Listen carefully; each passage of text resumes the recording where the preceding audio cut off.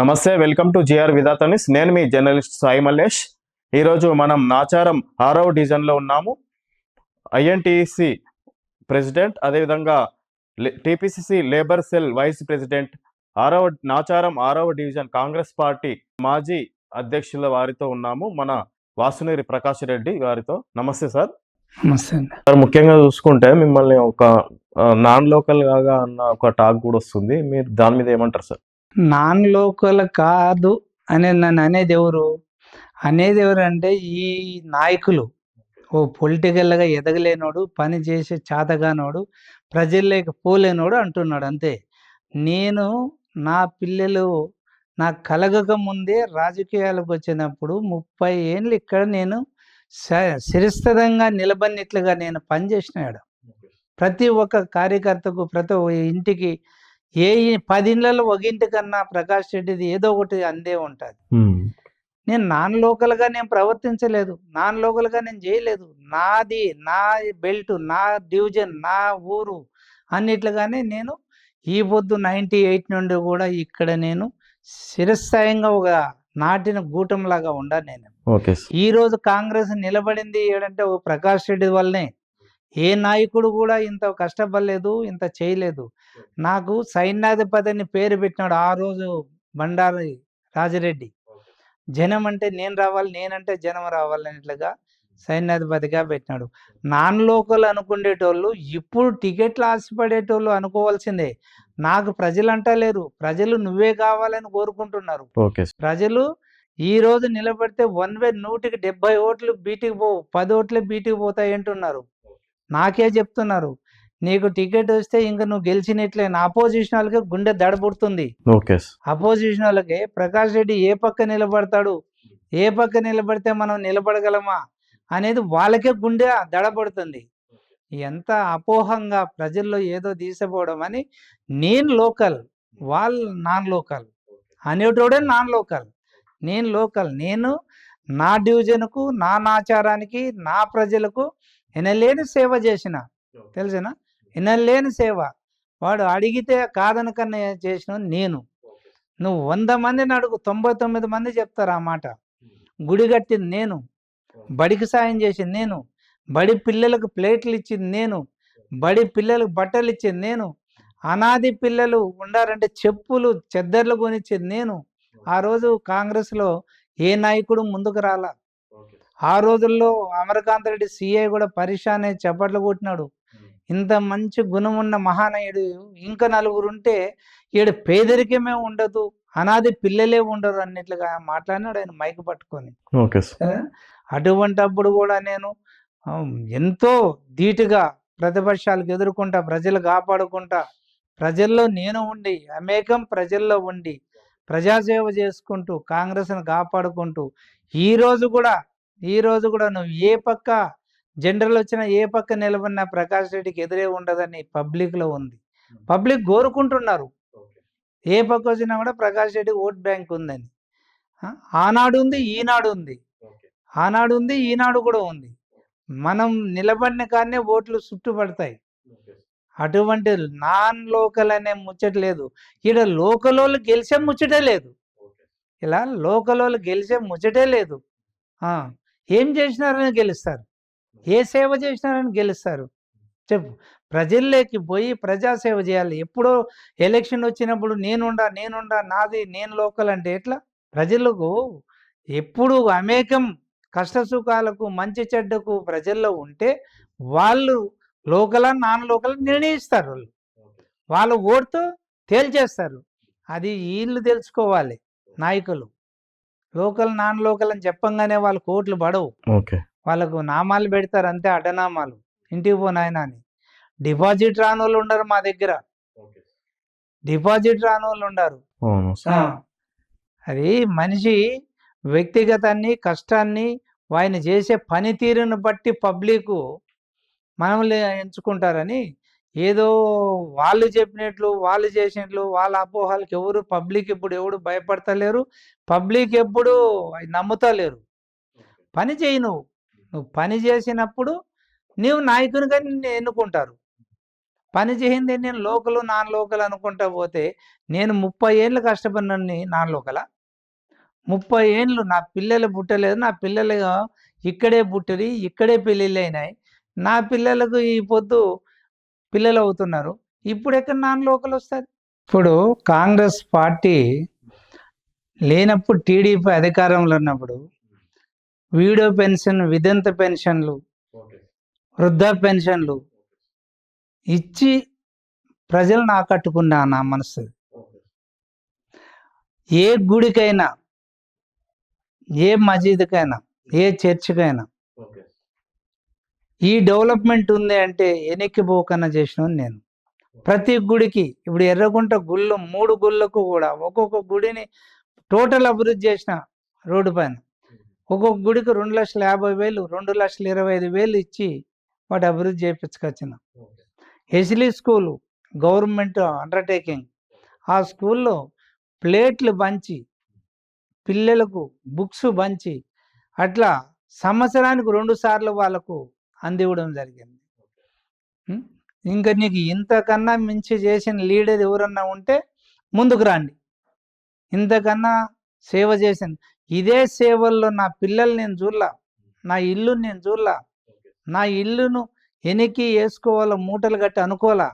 నా ప్రజలే నాకు కావాలి, నా ప్రజలు సంతోషమే నాకు కావాలని నా ఇల్లు తొక్కొని ఎవరొచ్చినా ఏమడిగినా కాదనకన్నా నేను చేసుకుంటూ కాంగ్రెస్ పార్టీకి పేరు తెస్తూ, కాంగ్రెస్ పార్టీ అంటే ప్రకాష్ రెడ్డి అంటే కాంగ్రెస్ పార్టీ రాని ఆచారంలో ఒక గొప్ప కాంగ్రెస్ పార్టీకే పేరు తెచ్చిన నేను. Okay sir. ప్రస్తుతం ఇక్కడ ఇంకా అర్హులైన వృద్ధులకు ఇంకా పూర్తి స్థాయిలో పెన్షన్లు రావడం లేదంటారు. అదేవిధంగా ఇంకా డ్వాక్రా మహిళా రుణాలు కూడా కొంచెం పెండింగ్ లో ఉన్నాయంట. అవి టిఆర్ఎస్ హయాంలోనే కేసీఆర్ గారు బ్యాన్ చేసినాడు. అవి రాజశేఖర్ ఇప్పుడు మా రేవంత్ రెడ్డి గారు ఇప్పుడు దాన్ని మార్చి నుండి రిలీజ్ చేసి కనీసం ఇప్పటికే కొన్ని వేల మంది పెన్షన్ల అప్లికేషన్లు పెండింగ్ అయి ఉన్నాయి. అవన్నీ రిలీజ్ చేస్తాడు ఇప్పుడు నూతన బడ్జెట్లో అందరికీ కూడా అందేటిగా అవకాశాలు ఇచ్చేట్టుగా మేము కూడా సీఎం గారి దృష్టికి తీసుకుపోతాము. ఖచ్చితంగా ఇస్తాడు. ఇచ్చిన మాట తప్పడు. ఎందుకంటే మనకు ఉన్న ఖజానా మొత్తం టీఆర్ఎస్ తినేసిపోయింది. అప్పులు చేసి మనకు అప్పులు పెట్టిపోయింది. వాటి కట్టే ఇంట్రెస్ట్లు కట్టుకుంటూ రాష్ట్రాన్ని నడుపుకుంటూ గవర్నమెంట్ ఎంప్లాయీలు నిరుత్సాహపడకన్నా వాళ్ళకు సరైన సకాలంలో జీతాలు అందించుకుంటూ పాలన చేస్తున్నాడు. ఎన్నో పథకాలు ఇస్తున్నాడు. ఇప్పుడు నిరుద్యోగ సమస్య కూడా తీరబోతుంది. నిరుద్యోగ సమస్యలు కూడా అంచెలంచెలు తీరిపోతాయి. ఆయన ఇచ్చిన ప్రతి మాట కూడా నిర్వహించుకుంటాడు. ఇంకా 3 ఏళ్ళు మన పాలన ఉంది, భయపడనక్కర్లేదు. 3 ఏళ్లలో రేవంత్ రెడ్డి గారు ఏం చేస్తారనేది కూడా పబ్లిక్ వాళ్ళే చూస్తారు. ఇప్పుడు ఇచ్చిన గాడికి కరెంటు 200 యూనిట్లు వేల లక్షల మందికి అందుతుంది, ఒకరిద్దరికి కాదు. ఇప్పుడు రేషన్ కార్డులు వాళ్ళు 10 ఏళ్ల పాలనలో ఒక్క కార్డే లేదు. అట్లాంటిది రేవంత్ రెడ్డి గారి పొద్దు లక్షల కార్డులు పబ్లిక్ ఇచ్చినాడు, పేదలకు అందించినాడు. ఈరోజు సన్నబియ్యం ఇచ్చినాడు. సన్నబియ్యము ప్రతి ఒక్కరు కూడా మేము కూడా తెచ్చుకుంటున్నాం. నెల మేము కూడా తెచ్చుకొని దోశ, ఇడ్లీను ఏదో ఒకటి చేసుకొని తింటున్నాం. అటువంటి బియ్యం ఇస్తున్నాడు ఇప్పుడు పేదలకు. ఆ దొడ్డు బియ్యం తినలేక గొంతులు పట్టుకొని పోయి గొంతు నొప్పులు వచ్చి హాస్పిటల్ పాలవుతుంది పబ్లిక్ అంతా. అటువంటిది ఇప్పుడు సన్న బియ్యంతో మంచి హ్యాపీగా తింటున్నారు. అది కూడా 15 రోజుల్లో ఇస్తున్నారు. 15 రోజుల్లో అందరికి అందుతున్నాయి. మళ్ళీ ఫస్ట్ నుండి మళ్ళీ సురువు చేస్తున్నారు సన్న బియ్యం. ఎక్కడ ఏడ చూసినా ఏ రేషన్ షాప్లో స్టాకే ఉండదని, ఈ రోజు బియ్యం అయిపోయినాయని దినం ఎక్కడే ఎరగలేదు. నాకు రాలేదని ఏ పబ్లిక్ కంప్లైంట్ ఇంతవరకు చేయలేదు. అంత సేవ అందించేటప్పుడు ఇంకా ప్రతిపక్షాలు ఇంకా ఏదో మాట్లాడి చేతగానప్పుడు, మీరు చేయలేనప్పుడు మేము చేసి చూపిస్తున్నాం భయ్. మీరు నిలబడి ఆనందించండి. ప్రజలు ఎట్లుండారో చూడండి, ప్రజలు అడిగి తెలుసుకోండి. ఇప్పుడు నిన్న గ్రామ పంచాయతీ ఎలక్షన్లు నడిచినాయి. మేమే రేవంత్ రెడ్డి గారి పాలన మంచిగా లేదు కాంగ్రెస్ పార్టీలో అనుకో, అన్ని సర్పంచులు ఎట్లా గెలుస్తారు? 6,000 పైన ఎందుకు గెలిచినారు? అవి అంటారు, వాళ్ళు అంటారు, ప్రతిపక్షాలు ఏమంటారు అంటే అక్కడ అభ్యర్థిని దృష్టిలో పెట్టుకొని వేసారు, ఇక్కడ గుర్తుల మీద కాదు కదా, పార్టీ గుర్తుల మీద జరగలేదు. అభ్యర్థన అనేది మెయిన్, అభ్యర్థన అనేది 50%, మెయిన్ పార్టీ అనేది 75% కలిసి వస్తుంది. ఎందుకంటే నువ్వు ఎంత అభ్యర్థి ఉన్నా కూడా పార్టీ ముఖమే చూస్తాడు. ఈరోజు ఎంత నీకు నల్లమల అడవుల్లో జీవించే సెంచులు కానీ అటువంటి వాళ్ళకు కూడా పార్టీ అంటే ఏందిరా, ఏ గుర్తురా అనేది తెలుసు. ఇప్పుడు ఇంతకు ముందు లాగా లేదు. ప్రస్తుతం ఇప్పుడు మున్సిపాలిటీ ఎన్నికలు జరగబోతున్నాయి కదా, అవి ఎలా ఉండబోతున్నాయి సార్ ఫలితాలు? మున్సిపల్ ఎలక్షన్ లో కూడా ఇప్పుడు అత్యధిక మెజార్టీతో మనమే గెలుస్తున్నాం, కాంగ్రెస్ పార్టీనే గెలుస్తుంది. రేవంత్ రెడ్డి గారి పథకాలు అందరికీ అందుతున్నాయి, అందరికీ కూడా రేవంత్ రెడ్డి గారి పాలన నచ్చింది. ప్రతి ఒక్కరూ కూడా రేవంత్ రెడ్డి గారిని అభినందిస్తున్నారు. కాబట్టి మున్సిపల్ కార్పొరేషన్ ఎలక్షన్ లో కూడా అత్యధిక మెజార్టీతో మనమే గెలుస్తాం. మీరే చూస్తున్నారుగా, నిన్న మొన్న మన వాళ్ళు పోలీసు వాళ్ళు నోటీసులు ఇస్తే కేటీఆర్, హరీష్ రావు గారు పోయొచ్చారు కదా, పోయొచ్చారు. ఎందుకు పోయొచ్చారు? ఇప్పుడు ఊరుగా ఉన్నోళ్ళు, ఇప్పుడు వాళ్ళే కాదు కదా, 119 మంది ఎమ్మెల్యేలు ఉండి ఎవరికి నోటీసులు, మీకే ఎందుకు పోయినాయి? మీరు తప్పులు చేసినారు, ఆ రోజు వాడుకున్నారు. ఐపీఎస్ ఆఫీసర్లు, ఐఏఎస్ ఆఫీసర్లను ఫోన్ ట్యాపింగ్లో మీ ఇష్టాచారంగా వాడుకున్నారు. ఇప్పుడు మీ గురించి వాళ్ళు బలైపోయినారు, వాళ్ళు జైల్లో ముగ్గుతున్నారు, మీరు కార్లలో తిరుగుతున్నారు. అందుకే మీకు కూడా లాస్ట్ పైనల్లో నోటీసులు వచ్చినాయి.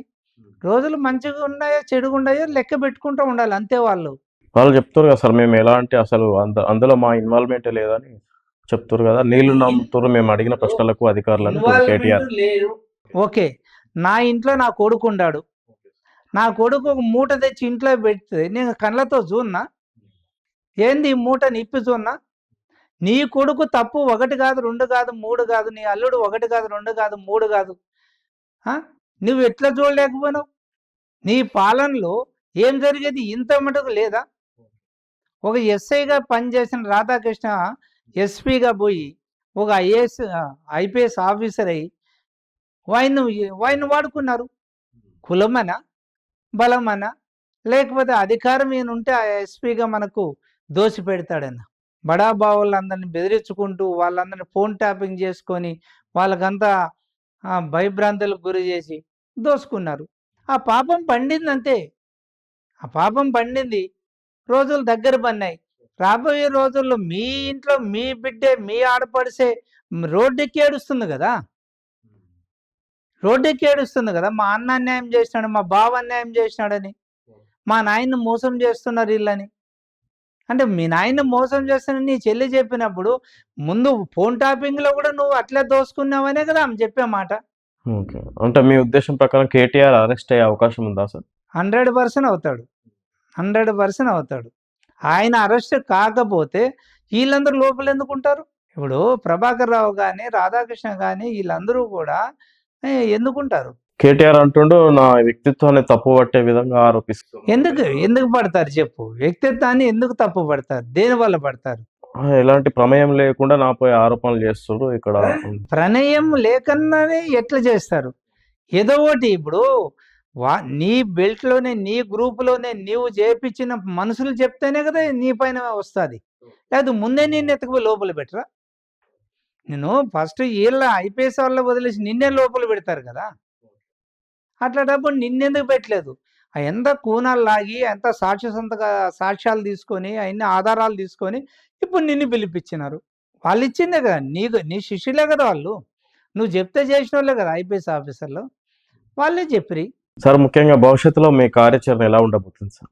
ఇంకా ఇన్నేళ్ళు కష్టపడినా నేను, 30 సంవత్సరాలు పార్టీ వదలకన్నా కర్లుగట్టిన కాంగ్రెస్ వాదిగా నా ప్రజలు, నాచారం డివిజన్ ప్రజలు కాపాడుకుంటూ సామాన్య పాటోని ఇంట్లో ఒక అన్నలాగా, ఒక తమ్మునిలాగా, ఒక అక్క చెల్లెలకు వెంబడి నేను తోడ్పడి ప్రతి కష్టానికి నా దగ్గరకు వచ్చిన వాళ్ళకు సహకరించుకుంటూ ఉన్నా. ఈసారి జనరల్ టికెట్ ఎటు వచ్చినా నేను నిలబడడానికి సిద్ధంగా ఉన్నాను. టికెట్ ఇచ్చేదానికి కూడా మా పరమేశ్వర్ రెడ్డి గారు కూడా సుముఖంగా ఉన్నాడు. ఈసారి వదిలే ప్రసక్తి ఉండదు. కార్పొరేటర్ మటుకు జనరల్ వస్తే ఖచ్చితంగా ఐదీర్థం ఫస్ట్ భూమి మందే ఉంటుంది. ఇక్కడ ప్రజలకు అట్లా సేవ చేసుకొని నిలబడినాను. ఇవి మన వాసునూరి ప్రకాష్ రెడ్డి సార్ కాంగ్రెస్ ప్రభుత్వం తరపున ప్రజా సేవలో నిమగ్నమై ఉన్న విశేషాలు చర్చించడం జరిగింది. చూస్తూనే ఉండండి GR Vidhatha news. Thank you sir. Okay, నమస్తే.